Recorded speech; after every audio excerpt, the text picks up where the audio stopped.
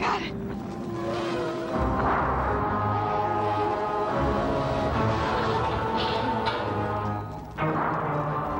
In 1984, film audiences were introduced to a new kind of villain. You're terminated.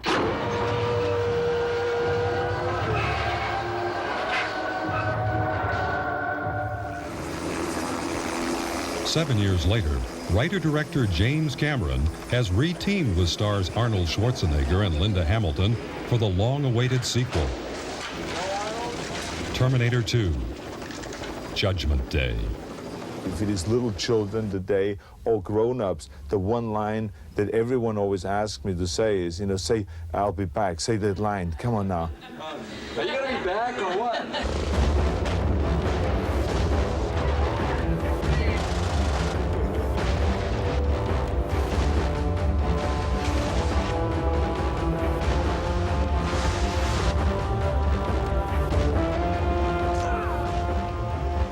I'm a cybernetic organism. Cyberdyne Systems Model 101.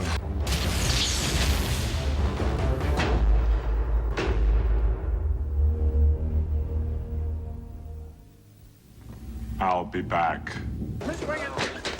Those words took on new meaning in the fall of 1990 when cast and crew reunited in the Mojave Desert to continue the story of Sarah Connor and her fight against the machines of the future. The important element that's changed in her life since we saw her last is that she's had her son, John Connor, and he's now 10 years old. The new Terminator of the film is not targeted on her anymore. The child now himself is the target. Okay. For Cameron, Terminator 2 was only a matter of time. Action! It was inevitable that a Terminator sequel would get made, and I wanted to be at the helm. I wanted to make sure it didn't kind of drift off the concept of what it should be about. Cameron's vision of a killer cyborg from the future hit a chord with audiences worldwide. The Terminator represented something to people, a kind of a dark side of the human psyche. People want to have that fantasy of being able to do exactly what they wanted to do whenever they wanted to do it. I need your clothes, your boots, and your motorcycle.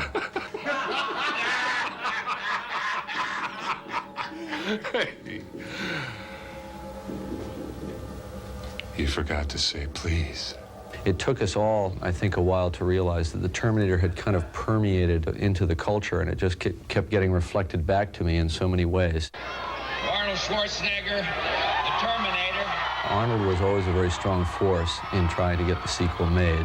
I've said to Jim Cameron, I said, we should have an ongoing story because we're dealing here with such an interesting subject. I knew, instinct told me that based on the strength of the first film, that there would be another one. It's just, you're never ready. Several of the original Terminator crew returned for the sequel, including director of photography Adam Greenberg and Terminator effects creator Stan Winston. Sequel must be true to the first film, but yet it must be more than the first film. We have to give them what they got in the first, and we have to give them something new and fresh. And I think that's what we've done in Terminator 2. How can Arnold be starring in the sequel? A Terminator is built in a factory, and there's one after another, and they all look like Arnold. I guess it's just because he's cute. This Terminator, however, isn't just another pretty face. There's more sophistication to the way it will look, and bigger, much bigger things will happen on the screen. Action! Action, Arnold! CO2! For 6 months, Terminator 2 combined the efforts of over 1,000 filmmakers, shooting day and night throughout the state of California to capture the many action sequences of the script. The production actually changed the course of a river to shoot high-speed chases in the extensive flood control channels of Los Angeles. Roll, guys, roll! The tight quarters and massive filming equipment often paralleled the action of the scenes being shot. A defunct steel mill was resurrected by the filmmakers, recreating the intense heat and light of molten steel. Ironically, actual temperatures in the mill averaged 42 degrees, making it difficult for the actors to work up a sweat. And in Northern California, a team of expert pyrotechnicians staged one of the largest police shootouts in cinematic history. And action, Arnold.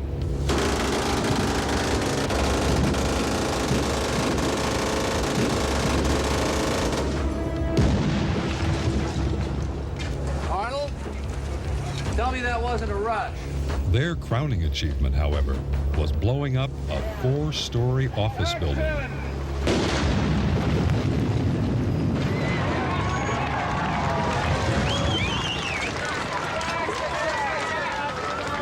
Were we supposed to roll?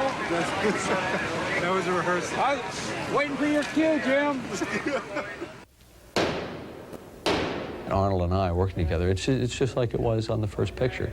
He's one of the most professional people I've ever worked with. He has incredible concentration. He takes physical direction like no actor I've ever worked with. And it's really a joy to work with him. Yeah, exactly. Really part of the shoot. It was before my method acting seminar. Although then, in 1984, he paid a lot of attention to the acting, he pays much more attention to the acting now. The way he goes about directing actors, how much time he spends with rehearsals, how much time he spends with perfection and with moves and gestures. I think you both go, and then freeze. So I would say that in that area, he's much smarter and much more sophisticated. I mean, he wants to do basically everything because he has such a clear vision of what he wants to see.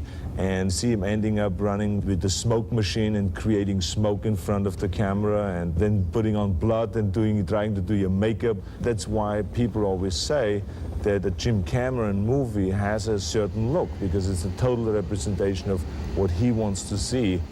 Long before the cameras roll, Cameron and crew are hard at work, designing sequences and testing ideas in a unique mix of filmmaking and science. I do a lot of visual research, I do a lot of technical research. The more fantastic the subject, the more realistic the situation needs to be. Using extremely detailed models, Cameron designed sequences with the aid of a thumb-sized video camera. By blocking the scene in miniature, production designer Joe Nemec can alter a location or set to meet the specific needs of the scene.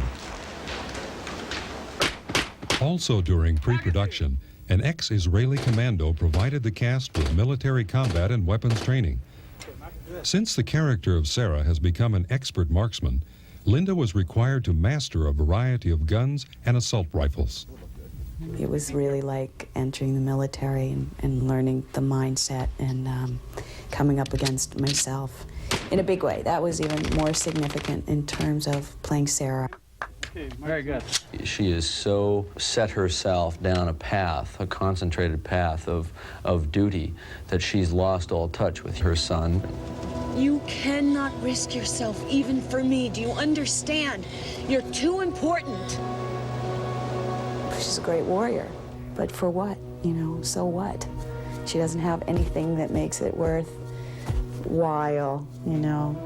And also, my life. It's like, oh, we don't even notice the gunshot anymore. Why does it want me? It was a nuclear war. Sarah has lived with the certain knowledge of the destruction of the world on a certain date for so long, and it haunts her dreams and nightmares every night, and it's driven her kind of to the point of madness, really, as it would anybody who really had to confront that knowledge. Because I knew it happened! It happened! We experience the end of the world through Sarah's eyes, a process that called for the strictest sense of realism.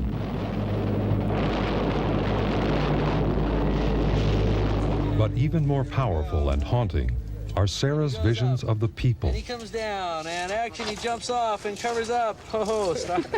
What'd you do? See Commando 10 times? When we had to create ashen bodies that were going to be blown away by a nuclear holocaust, it was very unsettling. And it was the one time when you got a little uncomfortable because it wasn't pleasant to look at while you were shooting it. But it is the important aspect of the film. Judgment Day, the day Sarah was told the war would start, clearing the path for humanity's successor. The machines. Future War. For Terminator 2, Cameron mobilized an army of actors, stunt people, and special effects crews to create the final battle between humanity and the machines. This battle took place on many levels in Terminator 2, as the crew executed one successful vehicle stunt after another. That is a cut. That is a cut. One scene required the Terminator to climb from a speeding pickup onto a heavy tanker, a feat performed by Arnold's stunt double, Peter Kent.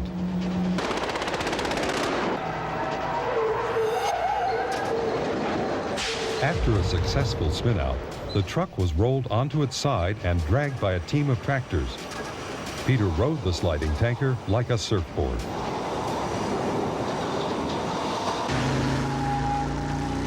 To protect young John Connor, the human resistance has sent the Terminator itself. My mission is to protect you. Who sent you? You did. This is deep. Playing the role of young John Connor is newcomer Eddie Furlong. It's almost in a way the classic story. I mean, he literally was just plucked off the streets of Pasadena and whipped into the vortex of making a movie. And Jim said, Eddie, I was going to tell you Friday, but don't tell anybody. But we picked you for this film. And I felt like hugging Jim, but he's a guy, so I didn't hug him. Cast with less than a month before production, Eddie began an intense period of preparation. In addition to his regular education, he received physical training, acting lessons, and motorcycle classes. Funny thing is, I'm sure it's nothing like anything he ever expected, and it's a total left turn in his life. But on the other hand, children have this remarkable capacity to just deal with things, whatever life throws them. They don't know how the world is supposed to be yet, so they just think that's okay. You know, it can be like this if it wants to be. One of the many tasks Stan Winston and crew undertook was enhancing the original Terminator makeup design. Originally, there were a number of stages designed or considered as Arnold stages in makeups for this particular production. An actor must know going into a situation like this that there is physical stress with this process. Fortunately, Arnold Schwarzenegger is a pro. 3 more hours of this. I don't know how much longer I can take this. He attacks it as a pro. He doesn't complain. All right. But I need my foot massages, my oatmeal, my Austrian Christmas music. I need it all. Go ahead. Do it.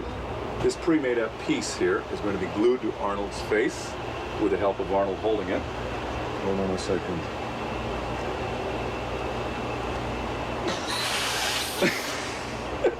Okay, now.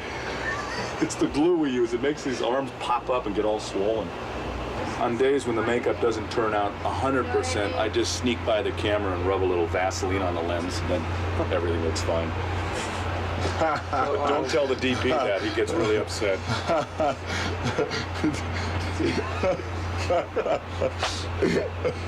This was so funny.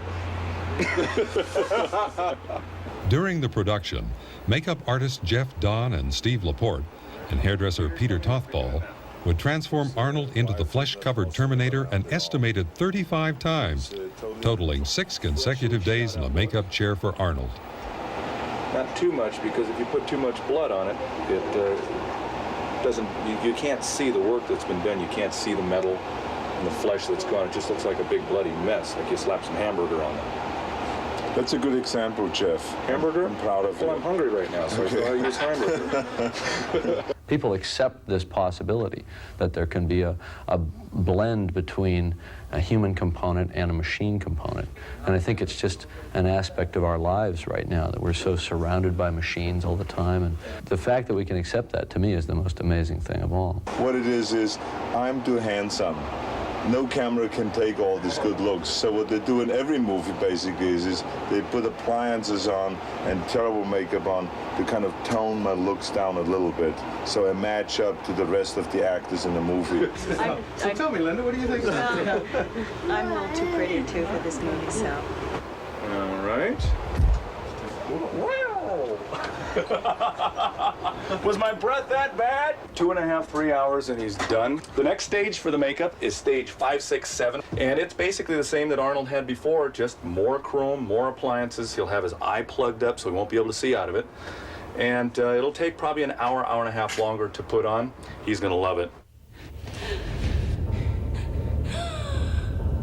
As one might imagine, Sarah has trouble accepting the Terminator as an ally. Although she doesn't know that he's going to come back, she knows that it's a possibility, so she's ready. No affection. You know, I've kept it really clean. Do you know what you're doing? I've detailed files on the human anatomy. I bet. Makes you a more efficient killer, right? Correct. Terminator in this film adopts certain human characteristics. You gotta listen to the way people talk. And if someone comes up to you with an attitude, you say, "Hasta la vista, baby." Hasta la vista, baby. That character slowly develops by the very fact of hanging around a human being. Jesus, you were gonna kill that guy. Of course, I'm a Terminator. Listen to me very carefully, okay? You're not a Terminator anymore, all right? And all that registers, and I start dealing with all those kind of emotions. The Terminator sent to kill young John is unlike any killing machine ever imagined. I call him a mimetic polyalloy, meaning that he's made of a substance that can imitate anything. Playing the T-1000 is Robert Patrick. Jim was looking for somebody that was sort of a mixture between the Protector character, which was Michael Biehn in the first, and Arnold Schwarzenegger, which is the Terminator. And I think he was looking for somebody that could look like he could possibly just be a human, and yet could be a Terminator, could handle the intensity to be in a Terminator. Well, I wanted to find someone who would be a good contrast to Arnold. If the 800 series is a kind of human Panzer tank, then the 1000 series had to be a Porsche, an advanced prototype Terminator who was more fearsome than the old model. The thing I like about Robert was he kind of looks like a cat in a way. It's almost like it's about senses with him. You know, you feel that he's very in touch with the world and analyzing it and observing it. My character wants to completely take out John Connor. That's his mission. A relentless, tenacious killing machine, and he won't stop. Though their missions are exact opposites, both Terminators stem from the same creator, the unseen supercomputer called Skynet. So it's like this is the first time you had to deal with evil. Because Terminators don't fight Terminators. Right. It's never happened before. We stem from the same technology, so we've got to have some like programming there. Are you the legal guardian of John Connor? That's right, officer. What's he done now? So we're both killing machines, we're just different types. There was a guy here this morning looking for him, too. Yeah, a big guy on a bike. Has that got something to do with this?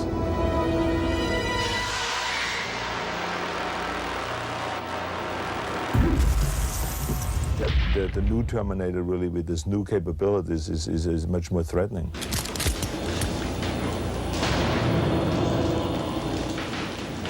I'm basically death. You know, they're running from death.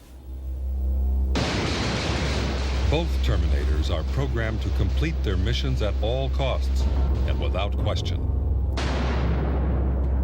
But Sarah has decided to confront her destiny and takes matters into her own hands. I need to know how Skynet gets built. Who's responsible? The man most directly responsible is Miles Bennett Dyson. She decides that the only way to stop the future that she knows is going to happen is to kill the man that builds the chip that starts the war. In a very real way, she becomes the Terminator of the second film, at least at a kind of a psychological level. For cast and crew, Terminator 2 has been more than a reunion. Has been very intense, the work, and you know, a lot of night shooting and a lot of long hours and so on. Did you see that? Did you see that? Oh, he's just after whipping away because he's embarrassed. And I'm very honored and happy that I'm able to do the second one. In 1984, Cameron transformed Arnold into one of the screen's most memorable villains.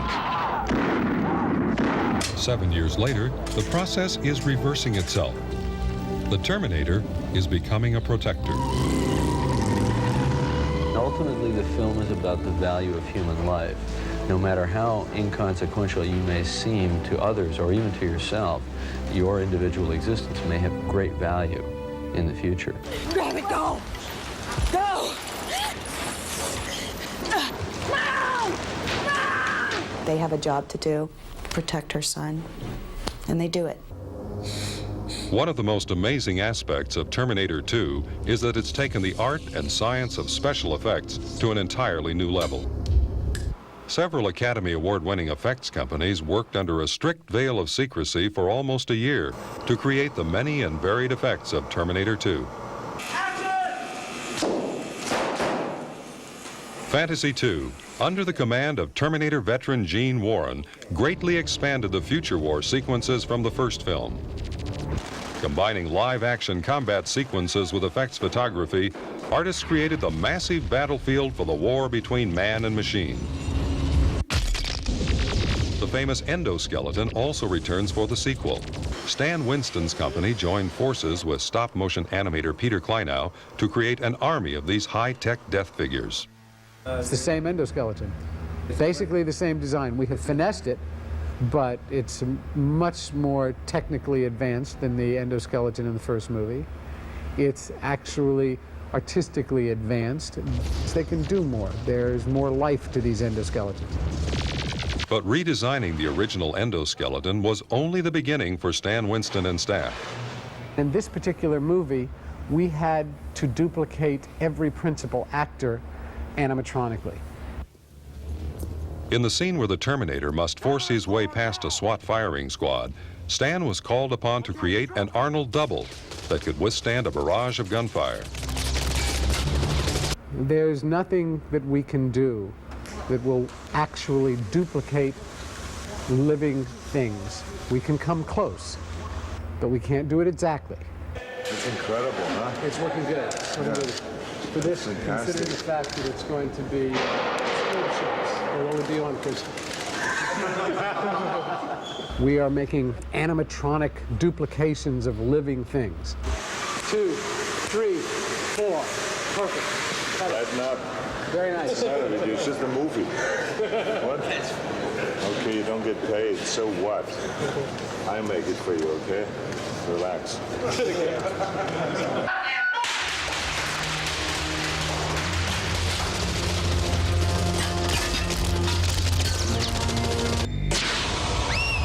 For Sarah's nightmare, Winston's crew designed and created several duplicates of Linda Hamilton, all of which were destroyed in the creation of the haunting nuclear sequence. Destroying Los Angeles was a task given to Forward Productions under the direction of Bob Skotak. Vast miniature cityscapes were built in tremendous detail for the sole purpose of their destruction.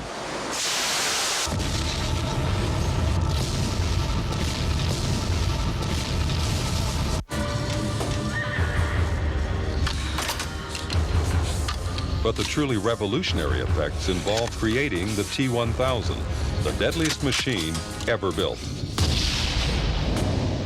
It just blew my mind to actually see it, and you go, wow, they've morphed you. You're a liquid mercury man. You're liquid chrome.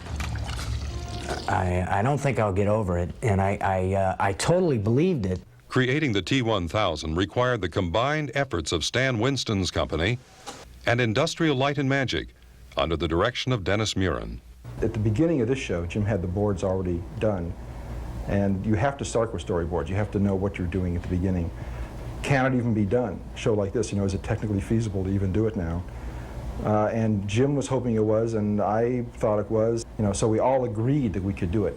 It was a constant, little juggling act in the very beginning to figure out what was going to be done optically, what was going to be done as a real-life effect, and then what things from us would be needed for ILM to help them work things out optically, and vice versa. And it was, it just worked out as perfect as it possibly could have.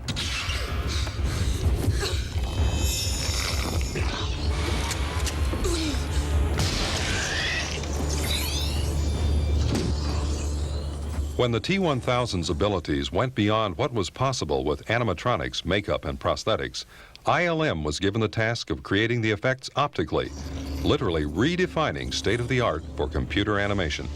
Computer-generated images are a way of coming up with new effects, especially when we've been doing traditional effects for 80 years. And you're starting to see, I think, a lot of sort of the limits of traditional effects, sort of the it's very hard to use the same tools and do the different things all the time. Dennis and I sat down and conceived the process, and we sort of decided to concentrate on the Robert Patrick form, because Robert is the T-1000. We decided we're going to study his body, we're going to watch his movements, we're going to find a way to capture his quality, the way he walks, the way he runs, the way he behaves, the way his body changes shape. And that was, for us, was going to be the key that drove our visual approach to the whole T-1000. At the making of the models, the studying Robert Patrick, we got Robert, and he was up here, and we painted a grid on him and shot a lot of footage of him, and we could see how the grid moved as his muscles moved and his bodies moved around. That was way back in the beginning of the show. And so that gives you an extremely powerful guide for creating a real Robert Patrick walk, a real Robert Patrick run, which is in fact the T-1000 walk, the T-1000 run. So it's absolutely critical to our whole process. We're trying to always duplicate human beings. Everybody's shooting for human beings. This is really the first successful step to adding real life to an otherwise inanimate piece of geometry. It's the wrinkles, it's the slight mannerisms of the eyes and the hands and stuff, just like a real human. That's the kind of thing, that's the extra step we wanted to take. We were destined to do that or nothing. We knew that other people had come so far, we wanted to go beyond that. I dabbled in this a little bit in The Abyss with the water tentacle that formed the faces of Ed Harris and Mary Elizabeth Mastrantonio. And that proved to be very compelling imagery that people remembered indelibly from that movie. So that kind of encouraged me to take it a step further, or many steps further. As on The Abyss, ILM employed a revolutionary laser scanning process to capture Robert Patrick's movements and form. And one of the most powerful ways, or one of the most exciting ways to use it, is to get people's facial expressions into the computer. I'm sitting in a chair, like this, and I can't move this way, I can't move this way. I've got to stay totally controlled, hit this emotion, and lock on this expression, like, We can reconstruct the actor's face. It's a very free process. You can sort of go with what's happening and digitize those expressions as you wish. And we can immediately work with them, animate, model, create human, very realistic, very strong human faces.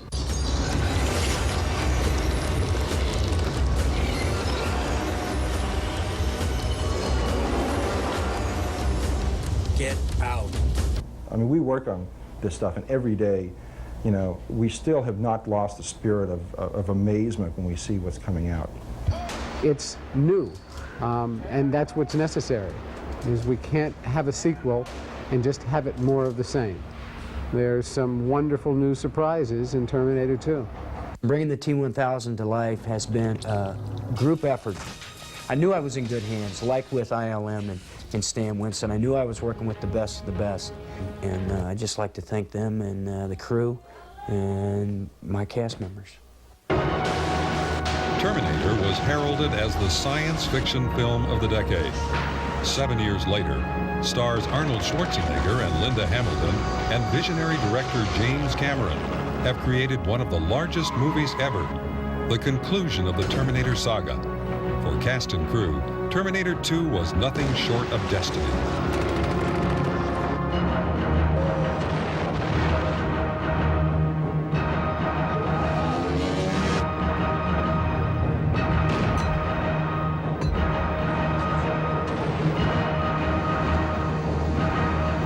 Hasta la vista, baby.